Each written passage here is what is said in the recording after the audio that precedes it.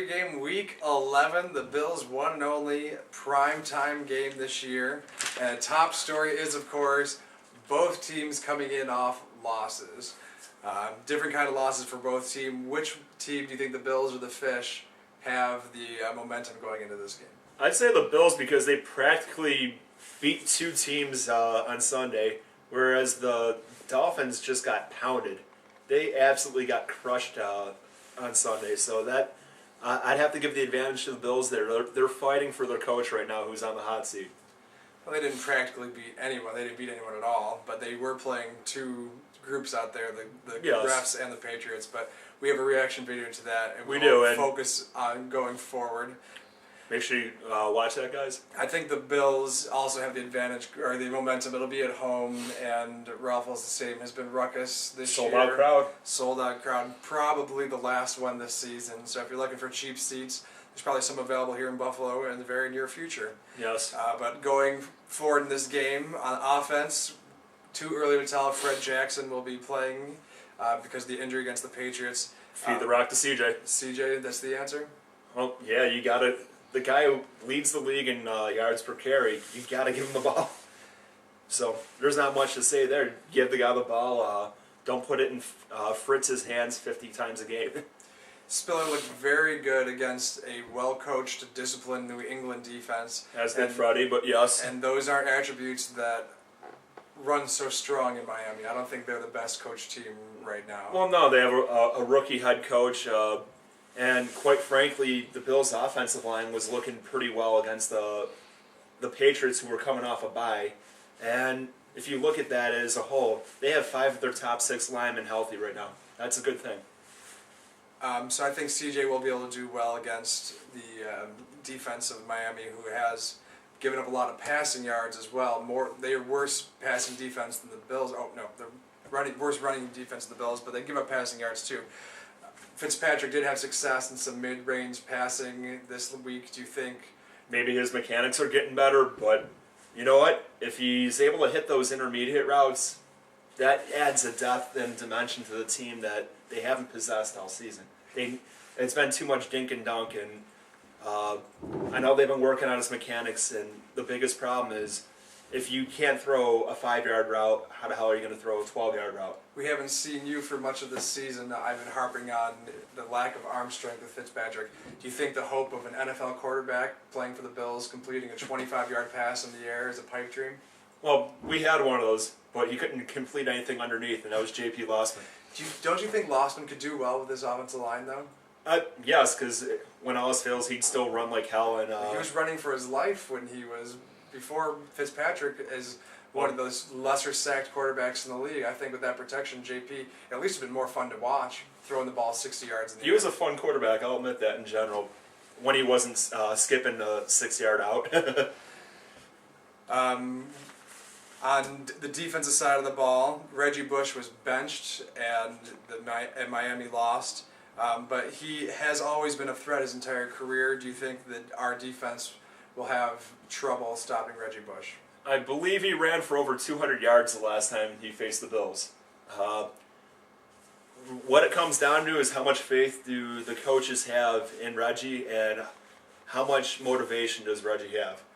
If they're both at a high level there, as much as the Bills looked improved against the Patriots on the run, I can't see Reggie getting under 150 yards.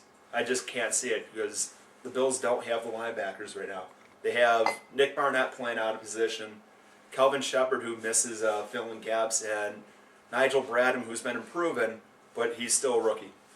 Kyle Williams and Darius were getting some stops in the backfield, hits in the backfield against the Patriots.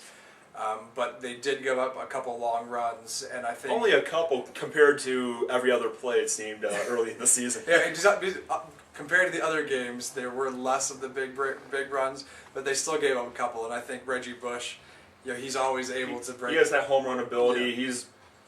He's C.J. Spiller a couple years earlier though, or older, I should say. Yeah, I mean, in college especially, I'd say Reggie Bush had that kind of talent, but I haven't seen him look the way he did in college, the way C.J. has looked in the pros. Like, true. he just gets up to speed so fast on the edge. It's so interesting to watch him. Yep, I agree with that. But moving onward. Topic of discussion this week, discussing the disproportionate runs given to Freddie and C.J., with Freddie getting more up to this point in the season when they're both healthy.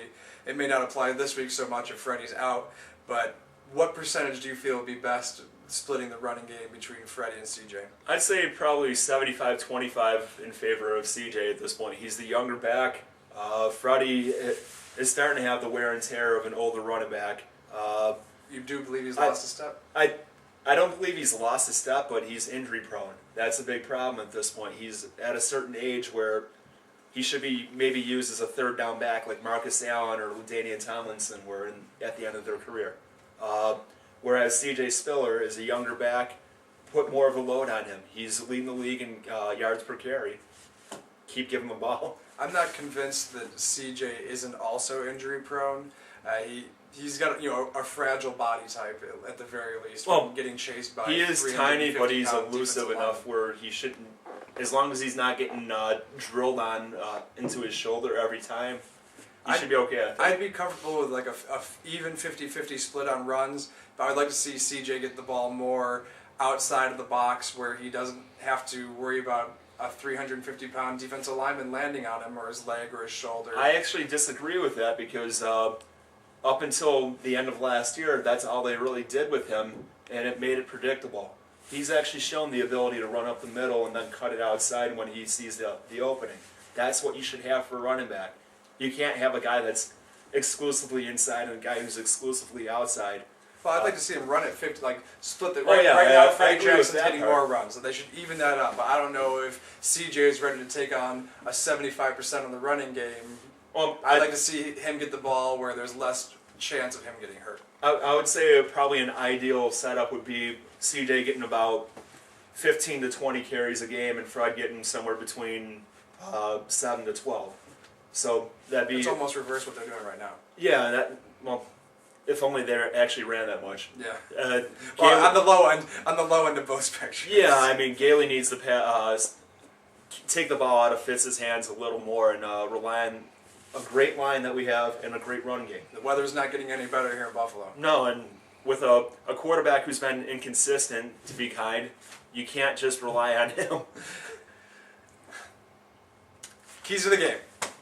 Keys to the game. Keys to the game. What do the Bills have to do to beat what looks like a beatable Miami Dolphins team? Rookie quarterback, and you have a strong running game. 8 in the box the whole game. Stack it and blitz. Ha! Blitz, Dave Wanstead blitz. You know what? They were against the Pats. I say the key to this game is don't let Fitz blow it for you. Keep it out of his hands. Keep the ball on the ground for as long as we can. Put the ball in the safest hands possible. Yes, I agree. And pick for the game. Just saying with this one, it's not the easiest one because the Bills are not a predictable team by any stretch. But Thursday night at home, I got to go with the Bills, and I got to say 24-14. I've been right every week but one, the winner at least, and I take this responsibility very seriously, but I'm going to pick the Bills as well in a closer game, 28-24. All right. Next week we'll be playing the Colts.